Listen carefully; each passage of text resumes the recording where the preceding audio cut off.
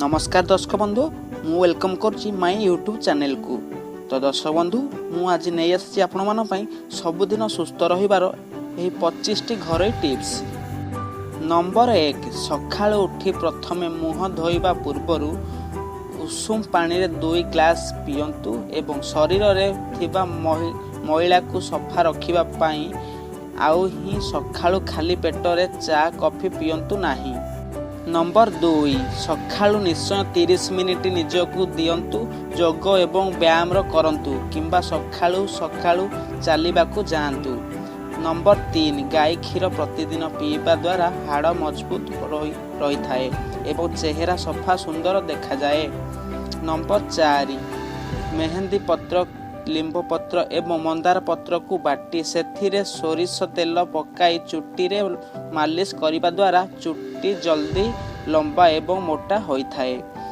Number 5, चाउल एवं चना डाली को भिजेई सही पानी रो छिट्टा मुहरे मारिबा द्वारा मुहरे चमक आसी थाए।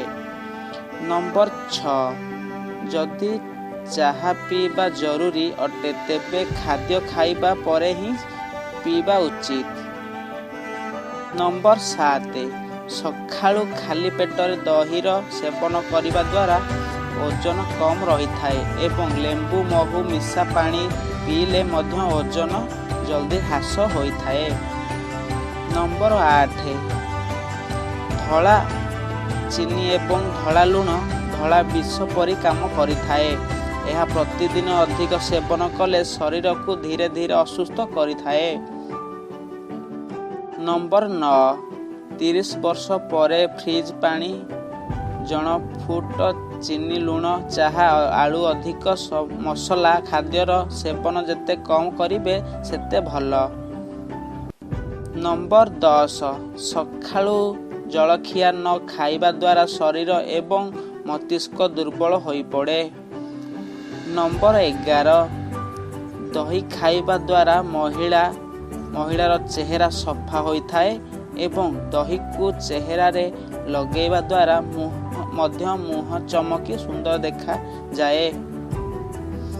नंबर 12, अंडा एवं लेंबू रस मिसाई 2टी लगाइबा द्वारा चुट्टी मिक्स एवं सुंदर देखा जाए, चुट्टी मध्य कम झड़ी थाए। नंबर 13, प्रतिदिन गाजर कदली एवं गाईर क्षीर खाइबा द्वारा शरीर कम बयस देखा जाए एवं सुस्थ सबल देखा जाए। नंबर 14, सबु बेले फ्रिज रो खाद्य एवं बासी खाद्य खाइबा द्वारा मस्तिष्क दुर्बल होई जाई थाए एवं पाचन प्रक्रिया ठीक रे होई न थाए एवं खाद्य हजम ठीक रे होई न थाए। नंबर 15, जदि कफर समस्या रही थाए तेबे संध्या समय रे अमृतभंडा निश्चय खांतु, जल्दी कफ समस्या दूर हो जाए जीव। नंबर 16, डार्क चॉकलेट शरीर पाई बहुत लाभदायक अटे। प्रेगनेंसी समय रे डार्क चॉकलेट खाइले शिशु पाई यह उत्तम अटे।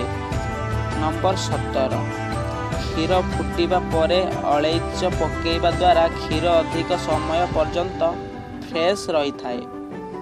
नंबर 18, प्रति 2 दिन मध्य सबुज पनीपरिबा खांतु, आपणक भितरे ताकत बहुत आसीबो। नंबर 19, गाईर क्षीर पीले चेहरा सफा होई थाए एवं छेलीर क्षीर पीले चुट्टी लंबा होई थाए। नंबर 20, कंचा लंका खाइले जमाटो बांधी थिबा रक्त चलिबाकू लागि थाए। कंचा लंका मध्य चुट्टी को लंबा करिबारे सहायता करे। अधिक लंका शरीर पाई हानिकारक अटे। नंबर 21, साड़ी एवं ड्रेस रु तेल दाग एवं अन्यान्य दाग छड़ेबाकू हेले लेंबूर रस रे टिके लुण पकेई सही दाग उपरे घसतु, सही दाग सबु सफा हो जिवो। नंबर 22, कला जाई को दूर करने हेले प्रतिदिन सकाळु लेंबू रस जाई ଉପରେ ଲଗାନ୍ତୁ ଏବଂ ରାତିରେ ଶୋଇବା ପୂର୍ବରୁ ଆଲୋଭେରା ଜେଲ୍ ପ୍ରତିଦିନ ଲଗାନ୍ତୁ। ଧୀରେ ଧୀରେ ଏହା ରଙ୍ଗ ସଫା ଦେଖାଯିବ, ସ୍କିନ୍ର ରଙ୍ଗ ସହିତ ମିଶିବ। ନମ୍ବର 23, ଅତ୍ୟଧିକ ଝାଳ ବାହାରୁଥିବା ସମୟରେ କିଛି ଖାଇବା ପିଇବା ଉଚିତ ନୁହେଁ ଏବଂ ଝାଳ ବାହାରୁଥିବା ସମୟରେ ଗାଧୋଇବା ଉଚିତ ନୁହେଁ। ଏହା ଶରୀରକୁ ଅଧିକ ଅସୁସ୍ଥ କରିଦେଇଥାଏ। ନମ୍ବର 24, ଅତ୍ୟଧିକ ଖାସ ହେଉଥିବା ଅଦା ଏବଂ ଅଳେଇଚକୁ ଶୁଣ୍ଠି ପକାଇ ଚାହା ଚିନି ପିଅନ୍ତୁ, କାଶରୁ ଜଲ୍ଦି ଆରାମ ମିଳିଥାଏ। ନମ୍ବର 25, ପିତା ଖାଦ୍ୟ ପାଟିକୁ ସ୍ୱାଦ ନ ଲାଗିଲେ ମଧ୍ୟ ଶରୀର ପାଇଁ ଏହା ବହୁତ ଲାଭଦାୟକ ଅଟେ। ତେଣୁ ସପ୍ତାହରେ 2 ଥର ନିଶ୍ଚିତ ପିତା ଶାଗ ନିଶ୍ଚୟ ଖାଆନ୍ତୁ କିମ୍ବା କଲରା ଖାଇବା ପାରିବେ।